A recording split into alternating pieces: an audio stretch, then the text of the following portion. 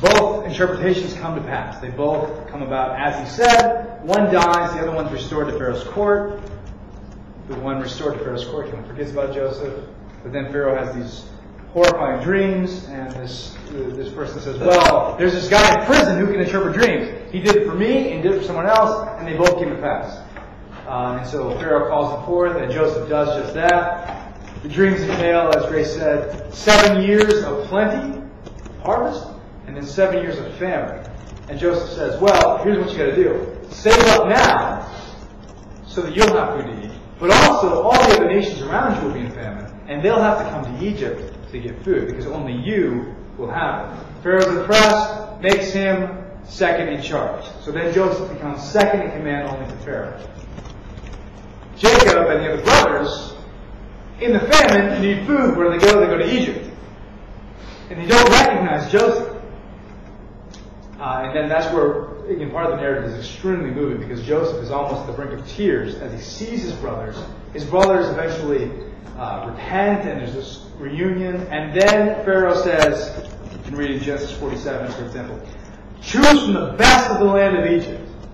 And they move into the best of the land of Egypt. Jacob and the entire family. That's how they get to Egypt. Any questions on just the basic outline of that narrative? So that's how we get to Egypt. So take a look at Exodus 1.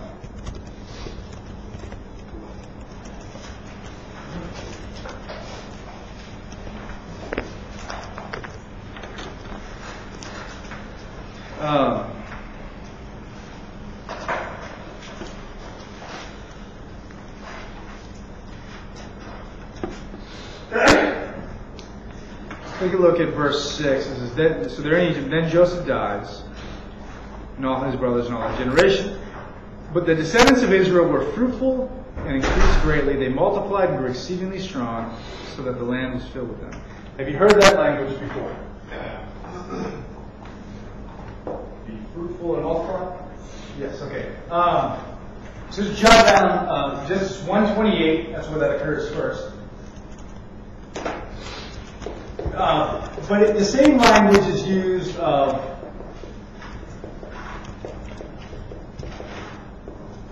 Noah after the flood.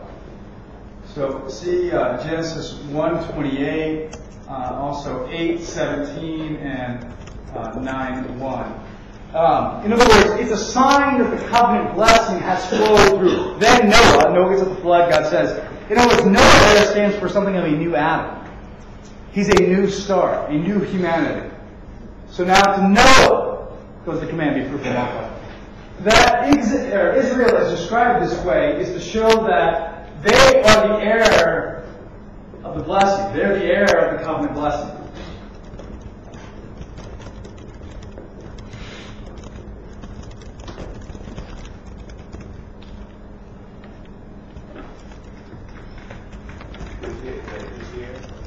Israel as a nation, but Jacob, the individual, also received the blessing through Isaac. But here, Israel as a nation is said to be fruitful and multiply greatly, etc. Again, showing that they've received the blessing. So it's sort of covenant lingo. It's not just a descriptive state of affairs. It's a way of saying, here's the heir of the covenant. Crystal. Other than Genesis, where else is that where it talks about being fruitful? These are just two examples, or three. Yeah. So 128, Adam and Eve, be fruitful and multiply. This is to Noah, be fruitful and multiply, and again here in 9:1, be fruitful and multiply. Thank you. So, I'll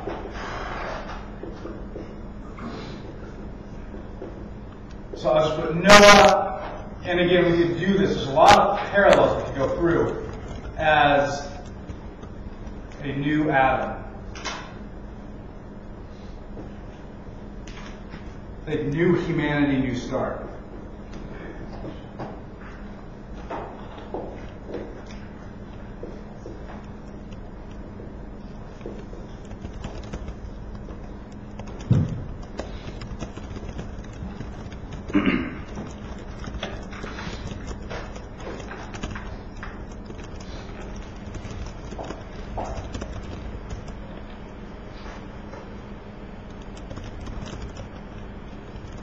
Okay, in Exodus 1:8, so this is all just explanatory of these verses. These refer to Noah. Noah's given the command to be fruitful and multiply, as Adam was, and now as. So you might think, okay, Noah or Adam, Noah, Israel. Israel now stands in that role as the new beginning, the new start, the new humanity, the new firstborn son, as Israel will be described in Exodus 4:22. We'll talk about that more in a bit. Exodus 1:8. Now there arose a new king over Egypt who did not know Joseph. Biblically speaking, that word know is significant, yada. It means to be in covenant relations with someone else. It's used in Genesis 4 this way. Adam knew his wife Eve and she bore a son. So it's used there as a euphemism for sexual relations. In other words, the word know is much more, yada is used much more, has much more force than simply being aware. It's not that the new king never heard of Joseph. This new king will not extend the same benevolent relations as the former one did. So this king does not know Joseph, will not extend the same blessings that the former king did. Likely, if you study Egyptian history, there's a series of dynasties. Likely a new dynasty has arisen. They will not extend, so you might say a new family is taking power, and they're not going to extend the same relations to Joseph's family as before. You could think about, if they really get the best of the land, you're a new king. I mean, what are these Semitic folk doing in our land, multiplying like crazy and taking the best of our land? So, you can see a lot of Egyptian PR points, perhaps could be scored that way.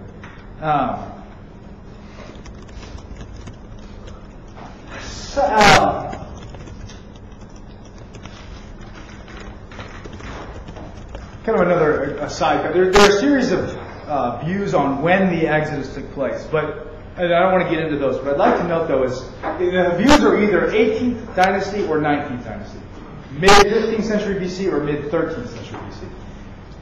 Here's the key, though, and this is, I think, noteworthy. Either one, this is the height of Egyptian power.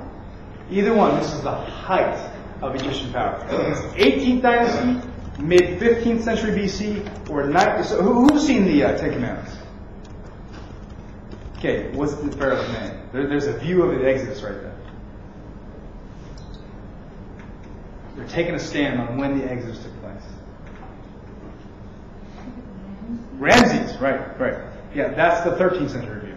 So it's Thutmose the 3rd, the 15th century, or Ramses the 2nd and the 13th. Again, either way, here's the key. This is the absolute height of Egyptian power. They weren't as strong before, and they taper off shortly after.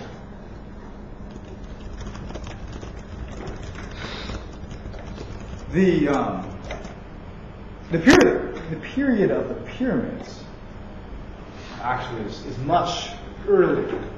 Those are really that period dates before Abraham. It's in the mid 3rd millennium, so 2400, 2500 BC. Okay.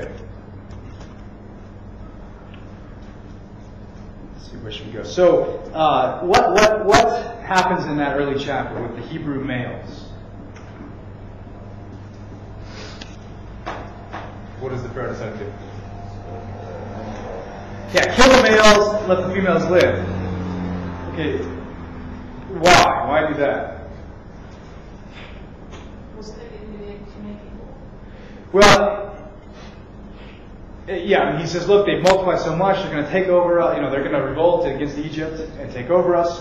Go ahead, Zach. So that way the Pharaoh didn't have, anyone to worry about. Yeah, well, who are these girls going to marry? Exactly. Egyptians. Who's going to get the land? The Egyptians. Right, so in other words, you take care of the generation. If you kill the males, there's no one to inherit the land. There's no one to promulgate this further, and then the Egyptians swallow everything up.